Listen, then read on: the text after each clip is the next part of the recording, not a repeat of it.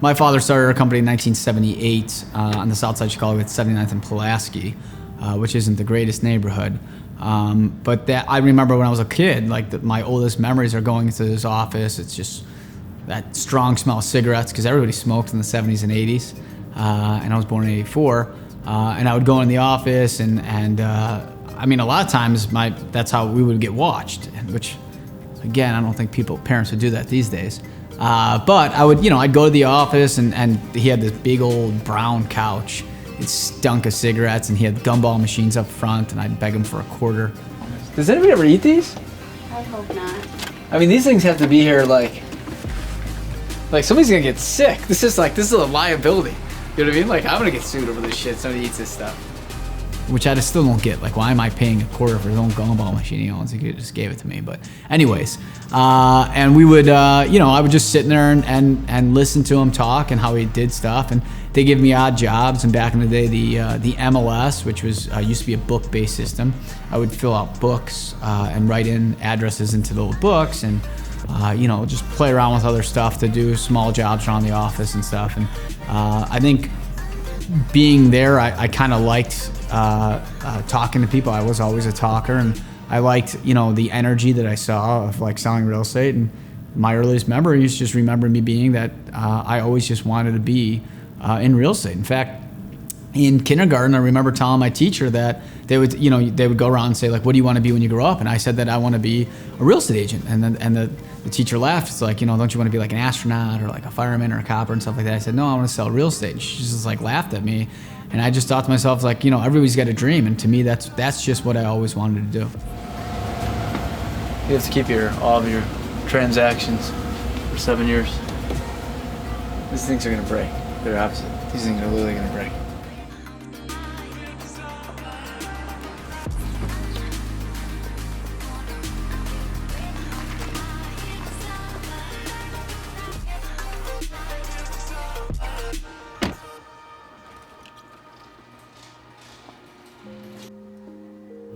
You went to college?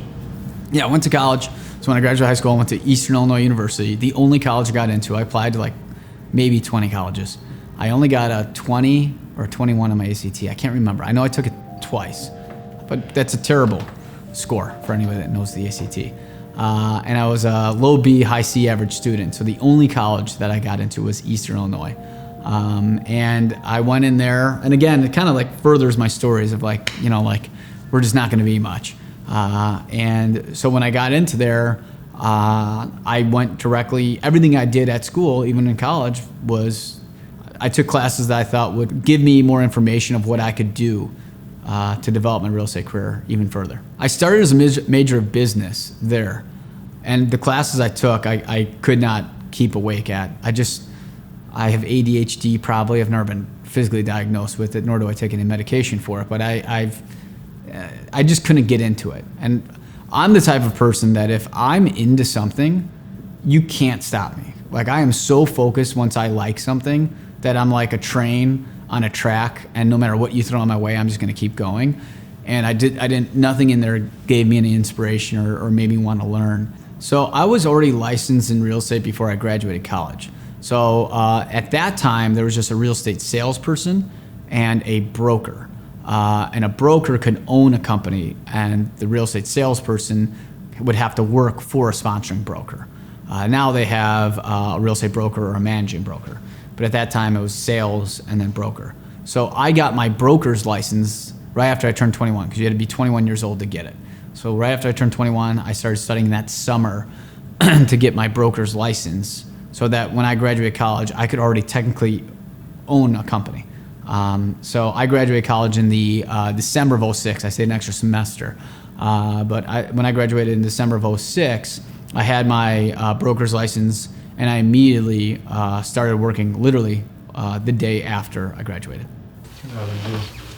This actually was my original room. So I used to be here. Right.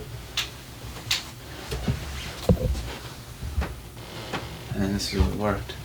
Google didn't exist at that time, but I would go on Yahoo or Ask Jeeves and like type in real estate and see which websites come up, and then I try to teach myself like what people are looking for, and how people are searching online. Again, remember, this is '06. Like most people didn't even have, at that point, it was probably '07, actually, beginning '07. Most people didn't even have internet on their phones. You know what I mean? Like you're still T9ing people for the most part. Where's BlackBerry? They used in real estate. For the most part. iPhones, I think we're on iPhone 2, so like we're talking early phases. And I'm trying to figure out what to do with the business. I would actually get the paper every day. I'd get the Trib, the South Sound, the Star, all the Southside papers, and I'd cut out buy owners, people selling on their own. So I'd call the buy owners every day. So I got used to being rejected and put down. I would actually, essentially, I had these folders you could make up. So I'd make up these folders, and I would drive neighborhoods I wanted to work and look for sale by owner signs. And I'd sit in my car and I'd wait for that person to get home, and I'd leap on them, be like, got him. And I'd hand them my information and say, hey, I see you're selling it by yourself. I don't know if you'd ever want to work with a real estate professional, but if you did, like, here's some information about me. Which now looking back, I mean, could you imagine if like you're sitting there, you're just getting home with your family, and there's this guy that just leaps out of his car to hand you some stuff? But anyways, I did what I could to get business, and I tried everything for those first few years to try to make a name for myself and show that I was hungry. And it was tough. I mean, it was really, really tough. And I remember at that point, this girl that I was dating at the time that I was really into, she broke up with me because she was like, well, you're never going to amount to anything, right? And so I'm like, here I am, fucking 22, living at home. All my friends are making hundreds of thousands of dollars, living downtown, going to bars, talking with, girls. And I'm living at home, broke, depressed because I'm not selling anything. And that was my whole 2007. I didn't have a single sale my first year. And then 2008 hits, and you could just tell that something bad was going to happen in the market. And I'm still trying to leg up. I think I got one of my first sales in the beginning of '08 to one of my best friends I graduated college with. I sold another place to an older lady for $80,000. So now I'm 2 years in. I think I've made less than $10,000 working my butt off, and I'm making a couple $100 a weekend at a bartending, or not even bartending, bouncing job. And then the bubble bursts, and nobody, being in real estate is looked at that point really dumb. So you want to talk about depression? I was sitting there, no money, no prospects. Job looked like it would be the stupidest job to have. And, I really doubted myself at that point of thinking, did I make the right decision? And I actually did start doing some job interviews for other jobs. And that was the first point in my life where I thought to myself, well, maybe I'm not going to make it. Maybe this wasn't what I thought it would be. And I didn't get any jobs that I interviewed at, which is good, because I think about that all the time, how different my life would be if I did give up. But it was the first times where I thought about giving up. And I used to have this, at that point, I started working at my dad's company, because at that point I'm like, this is stupid. What am I doing? I'm working at Central One Protein. Let me at least come to your office. And then I started working in his office in the South Side, and that was even more tough because a lot of people in those neighborhoods, everybody has a real estate license, especially then. But then when the bubble burst, those areas just plummeted in value. I think it was 30 or 40% of the houses went into foreclosure or short sale. So that's when you just knew the market was getting really bad. So that's when times got really, really tough. I wouldn't change anything. I wouldn't even tell myself anything, because I don't think I would be where I'm at today if I didn't have that experience. I think I see agents today, and I actually feel really bad for them, because I'm like, you guys are screwed. The bubbles, when we're not in a bubble now, but the market's hot in some areas, in a lot of the areas that we work. And it's they've, people have good networks. So they come from rich families, so they were able to have easy, quick sales, but they've never had to work.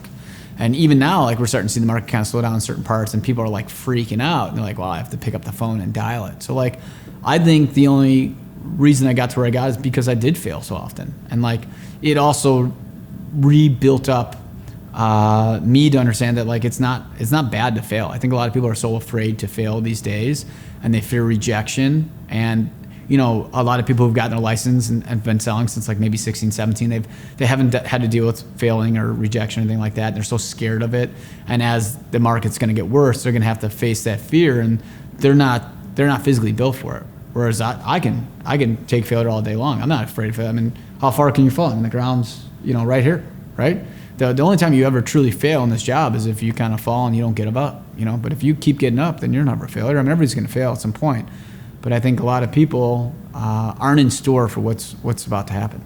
And this is more like tough love. Like Yeah. Maybe telling them like, hey, is this really what you want? Because Yeah, I mean, your first year in the business is like, everybody gets a real estate license and they're like, I'm going to crush it. I 100% thought the same thing. And my first 3 years, I think I made $17,000 total in the first 3. And you think to yourself, well, I'm going to do really good. But then like you get your license and it's like, well, what do I do next? Right? There's nobody you could go like a lot of offices will have training sessions and all this other stuff, but like there's really no way to really know it unless like you get a mentor and like study under them and like just learn under them of how everything works. But even then it takes years. You gotta remember, it's the only job that I know of that they're like, here's a license, go out and do everything. And then and people are like, well, how? It's like, I don't know. And then you're gonna have somebody give you the most money they may have ever spent in their lifetime. There's somebody who's never even done this before. And they maybe never done this before either. So it's like 2 people who are walking around with chickens with their heads cut off, and trying to figure out how to make the biggest purchase of their lifetime. And you're gonna trust that in somebody else. So like, it's tough. Like your first year, should be looked at like a college training session. And I think I was really blessed in the way that like my first 4 or 5 years, I didn't really make any money, but I tried to teach myself the business. And I always thought to myself that if I wasn't going to get rich in money, I would get rich in information. And I would be the smartest person out there in the world when it comes to business, because if I can't get any money directly from it, I will indirectly get it in the future because I will know so much about the business. Like I remember Zillow and Truly were just starting off in 2008, and they started a Q&A thing on there, and Realtor.com had that as well. And one way I tried to like reverse engineer myself is I would answer questions on there. So like I set up alerts. So anytime one would come up, I had the Palm phone. So my Palm would ding and I'd run upstairs because you couldn't really like answer it on there. It was like too difficult. And I grabbed my laptop and I would answer the question. And that was like a way I was trying to get my name out there. But like nowadays, I mean, like, not like you can ask questions. I mean, there's people who like go on these mass tangents about like what the market is. And when I started to get the taste of the business, no matter how much it got me down, I just wanted more of it. And that's what kind of kept motivating me to keep going. And although in my first couple of years, I mean, I was super, depressed at certain points. I mean, living at home, being single, having no money, crying myself to sleep was not something that didn't happen. And I'm not like one to say there weren't tough times, but I remember there were certain things I would do to try to pull myself out of it and keep going. I used to have this clipboard when I was younger. I still have it to this day. I still carry around my briefcase, but it was like a 1950s clipboard with one of those like silver tops on it. And that's what I would use when I would go to houses and bombard people trying to get them to convince me to list with them if they're selling by owner. And almost every night in my first couple of years, I would throw this damn thing away. And every night I'd wake up and there would be sitting on the table with some note from my mom saying like, don't give up. She gave me more of kind of like an understanding that like, you have to do what you want to do and believe in yourself. And if you do that, like anything's possible. And I think that I really, really got really good at the business when my mom passed when I was 25 years old. We were at a wedding one night. She went to sleep, just didn't wake up. It was kind of crazy. And that was when my mom passed away. And I remember even when I was driving home because when we found out that she passed, that I had a tipping point moment in my life. It's like everything kind of stopped for a second. I just realized that like it was like a machine that was running and just off its gear. And then all of a sudden, like at that moment, like everything clicked for me. It was like the machine found its gear and it was just like running. And I realized like everything kind of stopped for me for a minute there. I remember I was turning the corner. I saw the lines of cop cars at my house. And I just remembered like, I'm going to have to be, the man of the house at this point. I knew my dad was going to be beat up. I know my brother wasn't strong enough. And I just knew like, this was it. And from then on out, that's when I became, something really big. And that's when I knew everything to me just felt very clear from that moment on. And I stopped giving a shit about anything from there. And I think that was a big changing point in my life. It was a big tipping point in my life that I realized that like, if I want to do this, like I got to go all in. And I became laser focused from there. I didn't care about missing out on things. I didn't care about like people making fun of me for, working so much. I didn't care about like, missing out on events. All I cared about was one thing, and that was being the best, and that I would let all the other noise fade away. And from that moment on, I never looked back, and that's when everything really, really took off for me in my career. All better things for my mom's funeral. Wake. What's this? My mom's prayer card.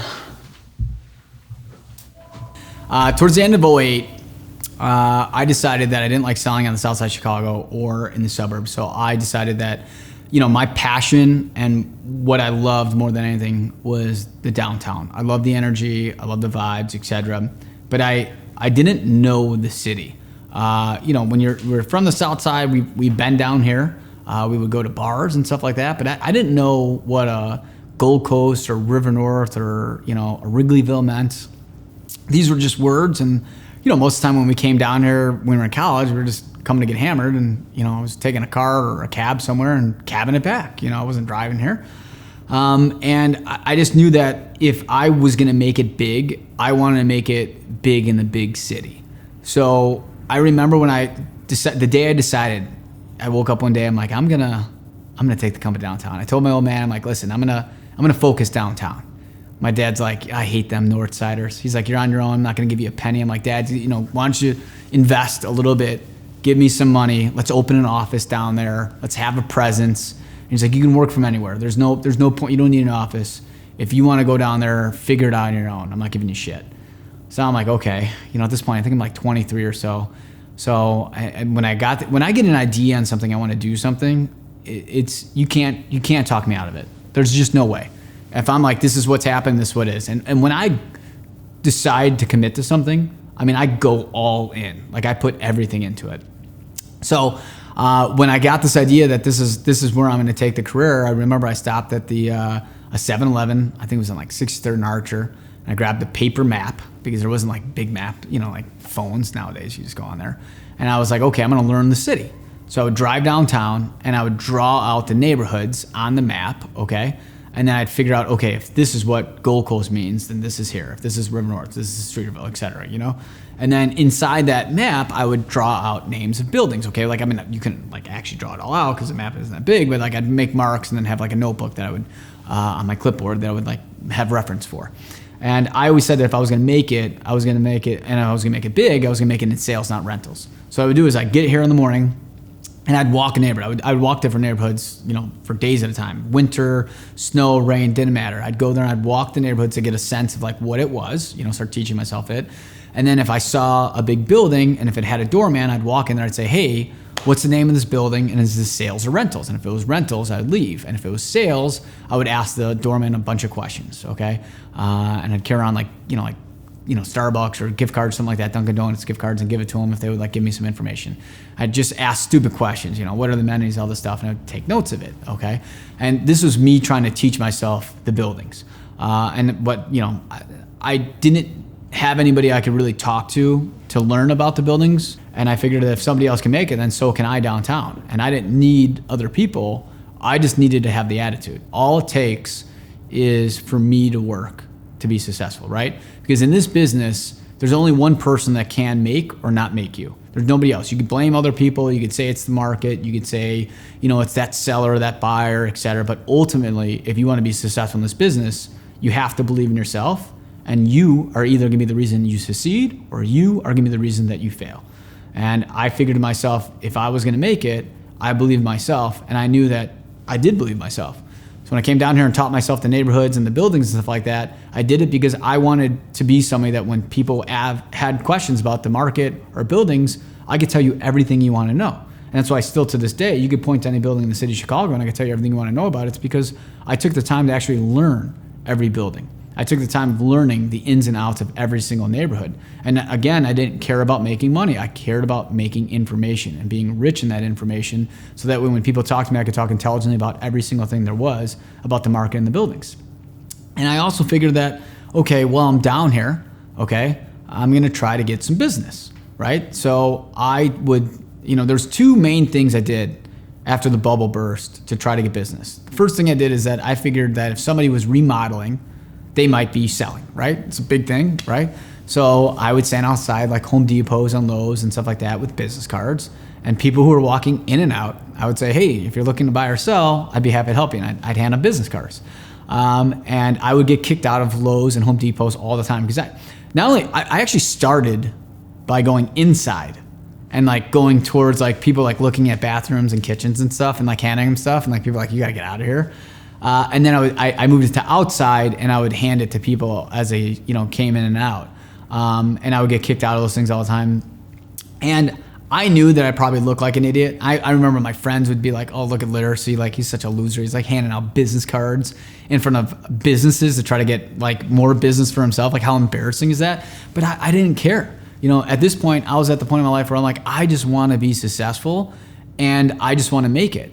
And I also did this in front of Starbucks. So I would go to Starbucks and hand out business cards because, again, at this point, like everybody was broke. And I figured if you can afford, at that time, I think it was like $2 or $3 a cup of coffee, maybe you can afford to buy or sell your property.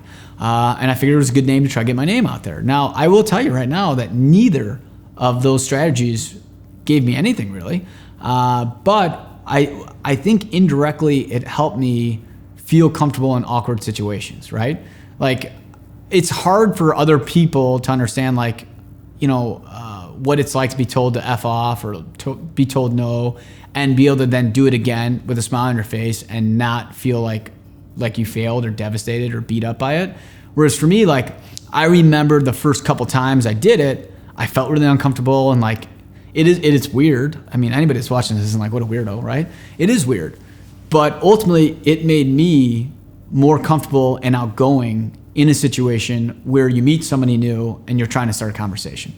And I think from doing that, it really helped kind of open me up a little bit more in the sense that I wasn't afraid to fail when I talked to somebody new. I wasn't afraid of the rejection. And when I did the cold calling with the buy owners and stuff like that, it made me not being afraid of being told F off. There's actually, even to this day, we have a saying in the office that when we get a lead or something like that and they call me and they hang up or something like that, I'm like, I guess I'll just go fuck myself. And then I pick up the phone again.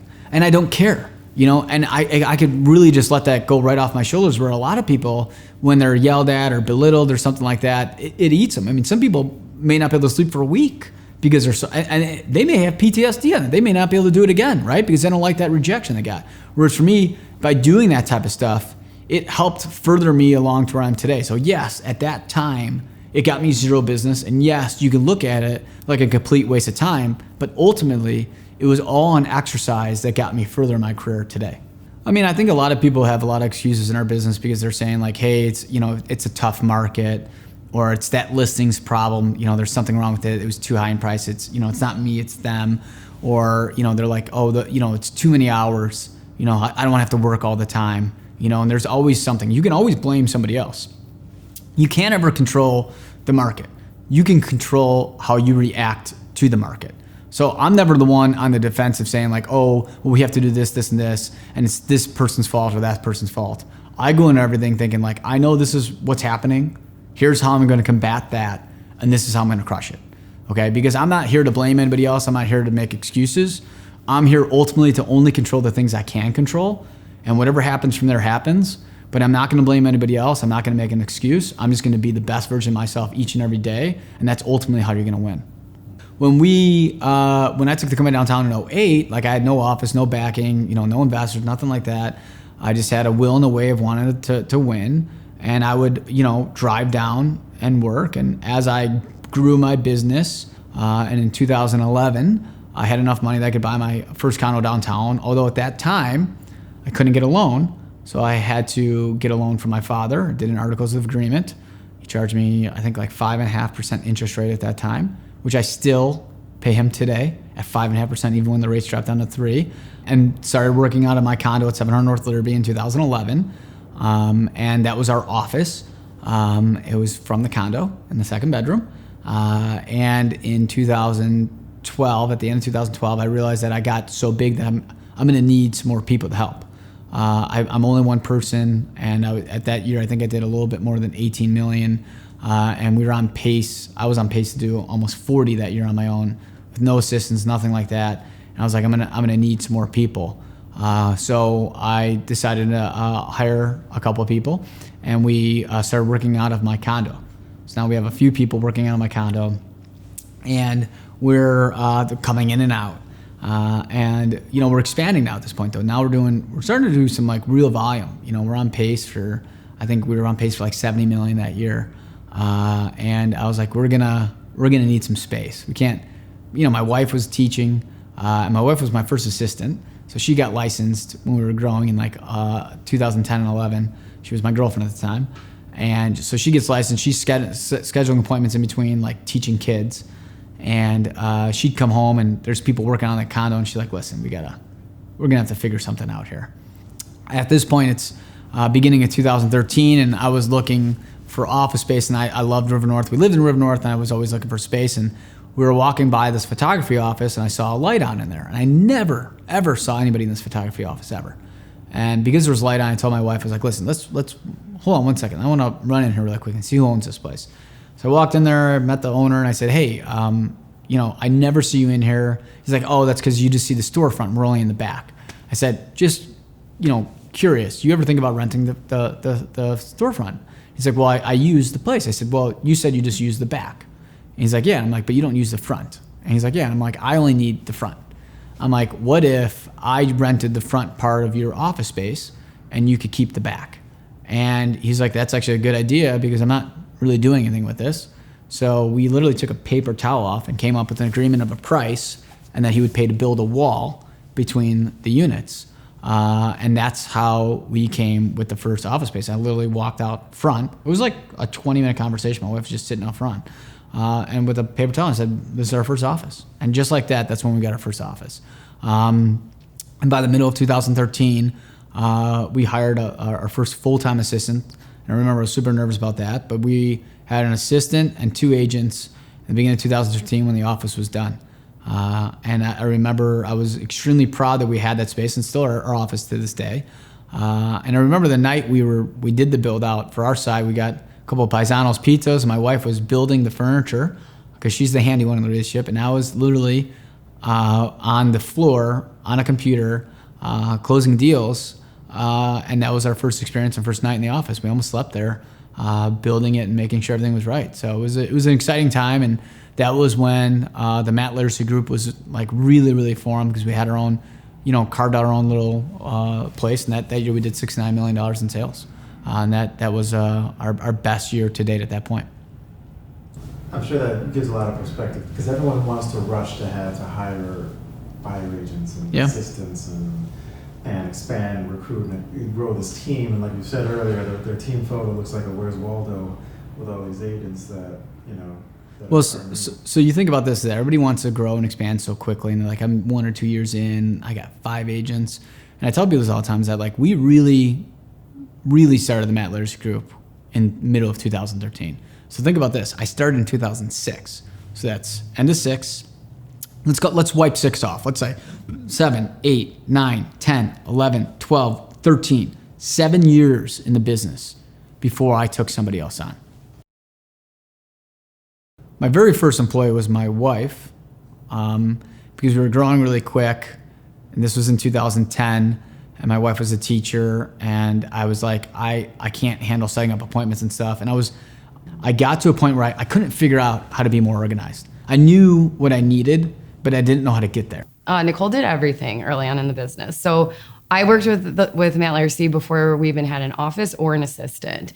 So my first training with Matt, well, not with Matt, with Nicole, was in their condo at 700 Larrabee. I came over, and she went through scheduling showings because we scheduled our own showings at that time. So like our Google Doc, all of our systems, like everything. She came up with all of this stuff. I don't think Matt, sorry. But like she came up with a lot of this stuff. So she pretty much was like the training department in the beginning of this. And I remember Matt telling me like she would schedule his showings for him, and she would do it while she was in school, like in between like classes and stuff, or at lunch, she would be doing like all of his showings. So I think she was happy once he hired an assistant. And my wife stepped in, and she's beyond organized, and she was like, realtors are like barbarians. Nobody understands anything. You need to dumb it down and make things color-coded, because she's a 5th grade teacher. So she's like, we'll make checklists, and we'll color code things, and people react very well to really organized checklists. It's very simple, it's very easy, but it de-stresses situations. So we did everything Google-based. She's like, everybody knows Google. At this point, it's a big thing. So Nicole created our systems of, like scheduling, putting stuff in Dropboxes, when we go under contract, what to do. And she built the systems, and she's the one that taught everybody. So Nicole was my first employee. My second employee was actually my older brother, Luke, who unfortunately didn't last too long. He didn't have the work ethic. He's the older one and the smarter one. I mean, I think he got like a 34 in his ACT. I mean, now that's a genius. But he didn't have the drive and motivation to want to be the best, and I couldn't have that mentality in the company, so I had to let him go. But after that is when I took on 2 more sales agents, Catherine Halbrook being one that's still with me to this day. So with Matt, I never met Matt personally prior to working at Americorp, or like even in real estate. I never met him on showings. I was actually at my friend Alex's house, and Alex grew up next door to Matt and Luke, Matt's brother, and had mentioned that Matt Laricy was in real estate. He had just sold him his condo and was really busy and starting to do really well. I'd asked Alex for Matt's email, and then he kept being like, oh yeah, I'll get it, or I'll ask him. And he just kind of kept putting it off. So I Googled him, I found his email, and we ended up meeting for coffee a couple days later. Well, when I first started, I pretty much did everything for Matt. So like inspections, certain showings. I mean, he was a lot more in the field, I think, back then. But inspections, showings, appraisals, like all that type of stuff. I didn't really have a ton of my own business yet. So everybody that works for me, for the most part, at least my OGs, are like people I really know, because it's a very cutthroat business. It's a very only for me lookout business. So when I built the business, I really want to only build it with people that I really trust, which is why, Nicole, who was my girlfriend at the time, is not my wife, was technically my original first person. Catherine, I found through my brother's best friend, this guy, Alex Boris, who's actually a friend of mine as well. He's obviously much, much closer with my brother. And his little sister, Nikki's best friend is Catherine. And she was looking for another opportunity. And Boris said to me, hey, I got Nikki's friend, Catherine, that's looking for something. You guys should talk. I think you guys would get along. So I met Catherine at a Starbucks. And I just remember being like, I think we would get along. And she had a bubbly personality. And I could tell that she'd be a very loyal person. And, because we had that connection through Boris, and, they're kind of like family to us because we've been knowing them so long, that I knew that it was somebody I could trust. So I hired her on the spot, and, she's been with me ever since. With the agents that we hire, I think that's big. I mean, like quality over quantity. I think we've really prided ourselves in, definitely with the people that we hire, it's always been like quality over quantity. I think all of us as a team trust everybody on the team to help us with our own clients or show one of our listings. There's not somebody where it's like, oh no, they're too new to do that, so I think that's been big in the people that he's hired. And up until recently, which it still kind of is like that somehow, but up until recently, everybody's been a connection at Laricy, which is kind of cool, whether it's like somebody that went to high school. Mickey's obviously Matt's brother-in-law. I know him through, my best girlfriend, and one of Matt's other brother-in-laws used to work there. So I think that's like really big on like the type of people we hire. We know like their character, and there's a lot of people with good character that don't want to work hard, but we know their character. We know that they want to work hard, and that they'd be a good addition to the team.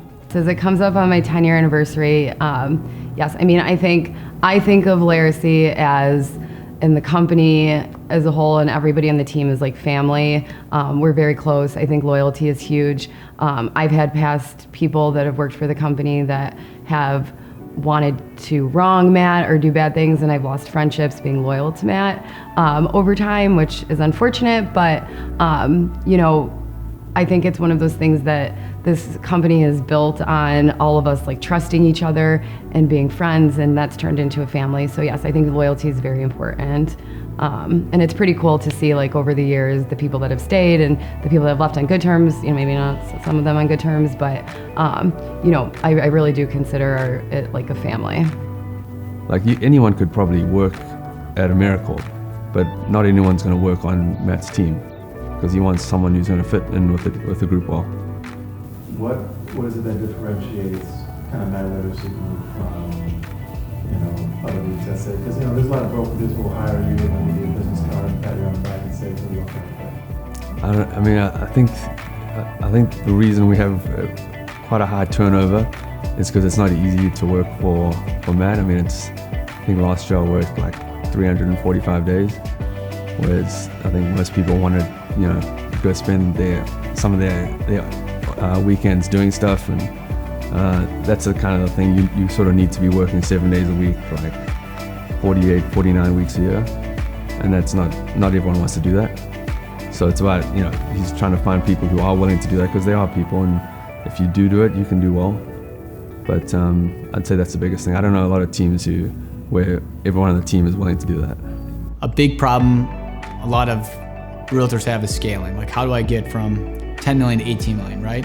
How do I get from this? Like, if you look at us, we went from 10 million to 18 million to 69 million to 106 million to 127 million to 169 million to 203 to 250-ish, and then to 260, So each year we went up, and people are like, well, how did you keep going up with that growth? And I learned how to scale, and it wasn't easy.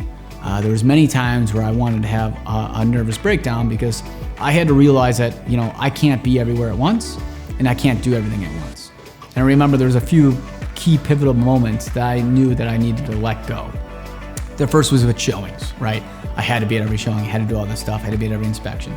And once I felt a little bit more comfortable giving away some showings and helping people help me, I realized that I could be in more places, go get new business. Yeah, my first impression meeting Matt, this is 10 years ago, so he's a different guy.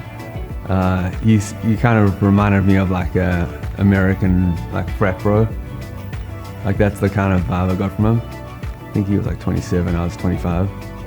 Yeah, he was, I'd say he was pretty sloppy when I joined. And I was like starting a new career, so I want to make a good impression and start well. So I came in with like a suit and tie and all that stuff in the pocket square and all that. And him and the team sort of vibe was more just like open collar, like suit, but just no tie, open collar. And I just said to him, this has got to change. Like, you don't look good. And then, I think he brushed it off, and eventually he realized, okay, if we want to look professional, we need to fully suit up.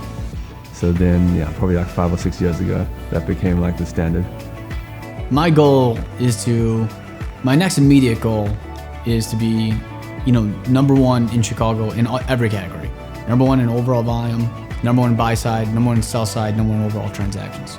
Now, we've been number one in overall transactions, we've been number one in buy side, and we've been number one in sell side for at least the last 5 years, but we haven't taken number one for volume yet. So my immediate goal is taking, all four, the triple crown, right? So like getting all of those. Once we accomplish that, which I think is possible, the goal from there, the next goal will be $1 billion a year. I want to be able to say we do $1 billion a year in sales with Navy SEALs, the best of the best team you can imagine. And then once we do $1 billion a year, the goal from there is going to be building probably the best real estate company the country's ever seen. And once we dominate the country, it'll be the world. And then after world domination, who knows?